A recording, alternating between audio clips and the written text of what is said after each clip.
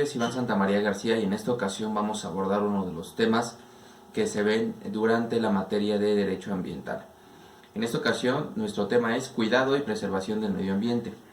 Como bien sabemos, el medio ambiente desde siempre ha influido en la vida del ser humano, ya que a partir de su aparición dependió mucho de los recursos que la madre naturaleza le brindaba y que evidentemente le ayudó a su pronta evolución. En México han existido diferentes leyes desde hace aproximadamente más de 100 años. Dentro de las primeras está la Ley de Aprovechamiento de Aguas de Jurisdicción Federal de 1910 y más adelante la Ley de Aguas Nacionales de 1926, así como la Ley Forestal de 1926, que si bien es cierto ya no están vigentes, fueron de los primeros antecedentes que hay en nuestro país sobre leyes ya oficialmente promulgadas por parte del gobierno. Para hablar evidentemente del cuidado ambiental tenemos que hablar de una educación ambiental. Pues básicamente la educación ambiental nos habla de la conciencia que se tiene sobre la problemática ambiental, de la formación de valores, de la formación de conceptos y del desarrollo de habilidades. Consideraría que esta última es la más importante, porque si bien es cierto se puede tener los valores y se puede tener los conocimientos, no es hasta su aplicación que surte efectos en la realidad. Entonces, pues básicamente la educación ambiental debe enfocarse en la sustentabilidad, es decir, en el uso de los recursos naturales con una racionalidad. Evidentemente esto pensando en el presente, pero también en las generaciones futuras, porque como nos hemos podido dar cuenta y nos hemos percatado, las generaciones han ido creciendo gradualmente en cuestión de población en todo el mundo. Sin embargo, el ambiente parece que no se ha equilibrado del todo con esto, pues al contrario de la población se ha ido disminuyendo. Esto evidentemente cuando nosotros llevamos a la realidad las habilidades que estábamos mencionando, hablamos entonces ya de un impacto ambiental, es decir, que las habilidades toman un rumbo en la realidad, en la vida del ser humano. Entonces, a nosotros al abordar los impactos ambientales tenemos que hablar de acciones. Y pues parte de esta educación ambiental, como se los acabo de mencionar, implica acciones que evidentemente nos lleven a esto. Dentro de algunas acciones a las cuales les voy a dar ejemplos gráficos está pues el uso desmedido de combustibles fósiles, como es el caso de la gasolina, el uso evidentemente de empaques o envases o productos que sean únicamente de un solo uso, el uso desmedido de automóviles, sobre todo en zonas o en ciudades o en su caso en países donde la población pues es bastante, y en la cuestión de México pues podemos verlo como ejemplo en la Ciudad de México y en el Estado de México, que son las principales ciudades con más contaminación principalmente del aire, ¿no? Esto evidentemente nos lleva a pensar en los riesgos que implica para el ser humano, pero también en los riesgos que implica para otros seres vivos como son los animales en peligro de extinción. Para continuar con esto, vamos a hablar de un contexto ya mexicano. Para inicios de los años 70 es cuando en nuestro país se emite la Ley Federal para Prevenir y Controlar la Contaminación Ambiental de 1971. Esta fue publicada el 23 de marzo de ese mismo año, entonces estamos hablando que es una ley que estamos a días de que cumpla 50 años de haber sido promulgada, y esta fue la primer ley eminentemente de carácter ambiental que ya nos daba ideas para prevenir y controlar la contaminación ambiental. Entonces vemos que si bien pareciera que la contaminación ambiental es un tema de relevancia la última década, ya lleva bastantes años tratándose de controlar, por así mencionarlo, ¿no? Por estos medios legales. Carla Aceves Ávila, un especialista en la materia, nos dice que la definición de derecho ambiental es el conjunto de normas jurídicas que protege los sistemas naturales, que hacen posible la vida y las interacciones entre ellos. ¿Quiénes son ellos? Evidentemente habla del ser humano y evidentemente del ambiente. Mediante la regulación de conductas humanas que incidan de manera positiva o negativa en ellos. Se deriva del derecho público como una rama autónoma. Entonces podemos ver que contempla a ambos, ¿no? y de la relación que se dé entre estos, ya sea positiva o negativa.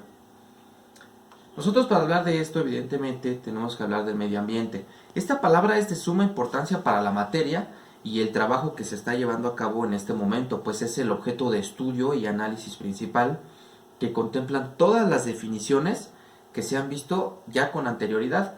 El término en cuestión es una composición de dos palabras que son medio y ambiente, donde el primero es definido por el diccionario de la Real Academia Española como el conjunto de circunstancias o condiciones exteriores a un ser vivo que influyen en su desarrollo y en sus actividades. Posterior a esto vamos a mencionar otro concepto importante, que es el equilibrio ecológico. El equilibrio ecológico pues es la estabilidad o la armonía que existe entre los diversos organismos vivientes al interrelacionarse entre ellos y en sus entornos, además de la afluencia que ejercen sobre ellos y viceversa. Evidentemente esto nos da a entender que el equilibrio ecológico es esa estabilidad que existe entre el ser humano y el medio ambiente.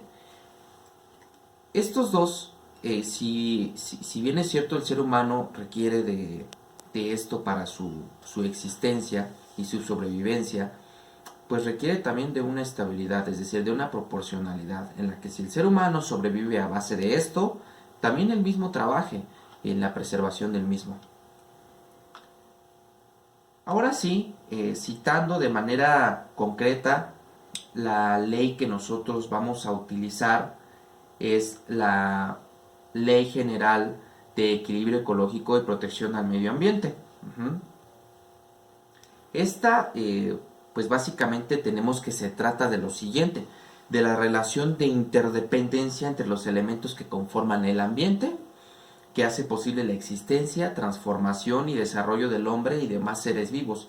Al nosotros, evidentemente, mencionar demás seres vivos, hablamos principalmente de la fauna que existe en el planeta.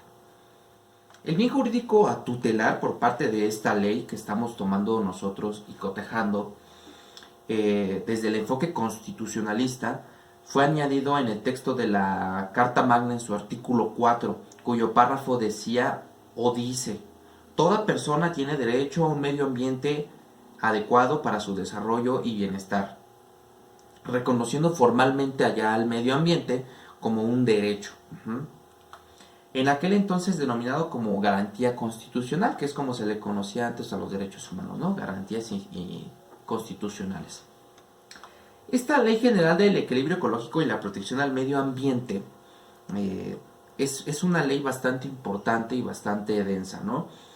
Fue una ley publicada el 28 de enero de 1988 en el entonces aquel presidente constitucional Miguel de la Madrid Hurtado, y su última reforma que tuvo fue precisamente en este año, en el 2021, fue el 18 de enero, a inicios de año prácticamente. Esta ley está compuesta por 204 artículos y por 7 capítulos, muy interesantes, pero sin embargo vamos a ver aquí algo aquí importante, ¿no?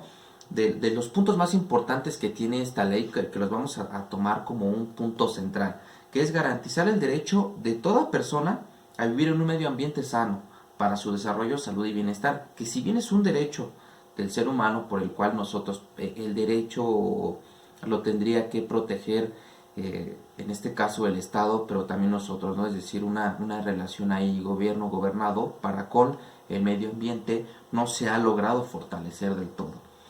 La preservación, la restauración y el mejoramiento del ambiente, que es algo que se ha venido trabajando, pero que pues con constancia presenta ciertas dificultades por distintas cuestiones exteriores, y a lo mejor se le quiere llamar, pero que de igual forma la contempla la ley.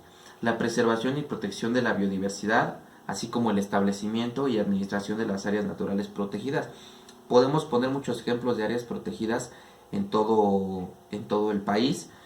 Por mencionar algunos geográficamente más cercanos, algunos de los volcanes más importantes, el Popocatépetl, el Chinantecatl, y hay algunos otros lugares donde las zonas arqueológicas también son consideradas, sí, como algo arqueológico, pero también como como una protección al medio ambiente, es decir, los juntan porque evidentemente las zonas geográficas donde se encuentran implica un cuidado en su totalidad. La otra, garantizar la participación correspondiente de las personas, de forma individual o colectiva, es decir, que nosotros mismos, ya sea de forma individual o colectiva, nos organicemos para que estamos trabajando en una constante preservación del medio ambiente, porque esa es una tarea de todos. El establecimiento de medidas de control y de seguridad para garantizar el cumplimiento y la aplicación de esta ley y de las disposiciones que de ella se deriven, así como para la imposición de sanciones administrativas y penales que correspondan. Es decir, si bien es cierto que nos da ciertas instrucciones, también nos implica ciertos límites, que en este caso lo podemos encontrar con las sanciones administrativas y penales que correspondan. Como poner un ejemplo, el día de hoy ya es un delito y se requiere de un permiso para una tala de un árbol, aún así está en tu propiedad. Entonces es un ejemplo pues que se da en la vida cotidiana, pero que nos sirve bastante. Entonces pues este fue el tema a concluir el día de hoy. Igual en el link de la descripción les voy a dejar uno de los textos informativos que yo utilicé, una fuente bastante importante, que es una tesis de Martínez Flores Mario, y es una tesis de la UAM, precisamente de Derecho Ambiental, que tiene que ver con lo mencionado hoy. Gracias.